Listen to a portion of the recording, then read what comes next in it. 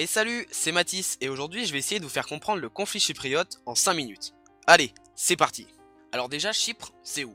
Alors Chypre, c'est cette petite île qui est située dans la partie orientale de la mer Méditerranée et qui est coincée entre l'Égypte au sud, Israël et la bande de Gaza au sud-est, le Liban à l'est, la Syrie au nord-est, la Turquie au nord et enfin la Grèce au nord-ouest. Allez, allons voir l'île d'un peu plus près. Alors l'île de Chypre comporte une grande variété de paysages, avec notamment le massif du Troodos au sud, la chaîne de Kyrenia au nord et la plaine de la Mésorée qui est située entre les deux. Alors cette île de 9250 km² pour 1 150 000 habitants est officiellement divisée en deux souverainetés. La première, la République de Chypre, qui occupe l'immense majorité de l'île, qui est membre de l'Union Européenne depuis 2004 et dont la capitale est Nicosie. Et la deuxième, le Royaume-Uni, qui possède deux enclaves servant de base militaire qui ont été conservées après l'indépendance de l'île, du nom de Akrotiri et d'Ekelia. Alors ça, c'est en théorie, parce qu'en réalité, c'est bien plus compliqué. La République de Chypre n'exerce pas son autorité sur la partie nord de l'île, qui est en fait contrôlée par l'armée turque. La partie nord revendique donc son indépendance en tant qu'État souverain, sous le nom de République turque de Chypre du Nord. Il existe également entre les deux territoires une zone tampon démilitarisée longue de 180 km, aussi appelée ligne verte ou ligne Attila, qui est mise en place et contrôlée par l'ONU afin d'éviter tout affrontement. Cette ligne verte traverse la capitale Nicosie et la coupe alors en deux. Alors ouais, je vous l'accorde, ça part vraiment dans tous les sens. Mais en fait, comment on en est arrivé là? Alors pour ça, il faut revenir en arrière, à l'époque où l'île de Chypre était une colonie britannique depuis la défaite de l'Empire ottoman lors de la Première Guerre mondiale en 1918.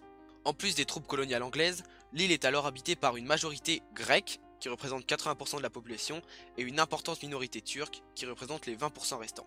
En 1930, une révolte éclate parmi les Chypriotes grecs, car ces derniers veulent l'énosis, c'est-à-dire le rattachement de l'île à la Grèce. Mais ce soulèvement est durement réprimé par les Britanniques. En 1955, les Chypriotes grecs se radicalisent et cette révolte se transforme en conflit armé. Pour faire face, les Britanniques recrutent des Chypriotes turcs pour renforcer leur rang. Et c'est ainsi qu'un conflit qui était anticolonial au départ se transforma en conflit intercommunautaire. En 1960, pour apaiser la situation et suite aux accords de Zurich et de Londres, les Britanniques accordent l'indépendance à l'île sous le nom de République de Chypre. Alors lors de ces accords, plusieurs choses sont décidées. Donc, comme dit précédemment, l'île devient indépendante et le rattachement à la Grèce comme le désirent les Chypriotes grecs est refusé.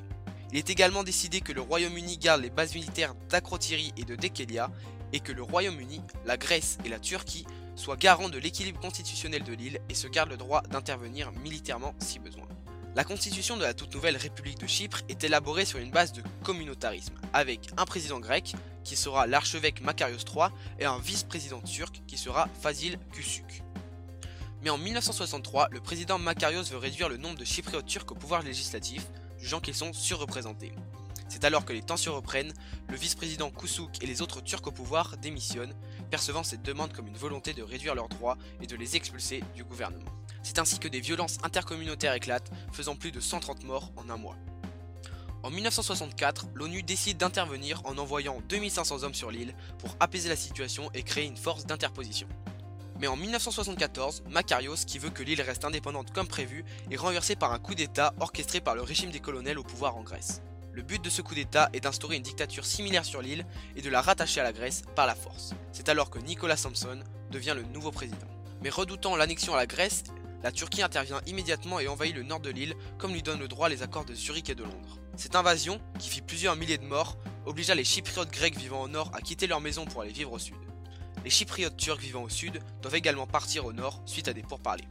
Mais c'est alors que le régime des colonels est renversé en Grèce, et au bout de 9 jours à la tête de l'île seulement, Samson démissionne et Makarios revient au pouvoir. Mais il ne contrôle alors de fait que la partie sud.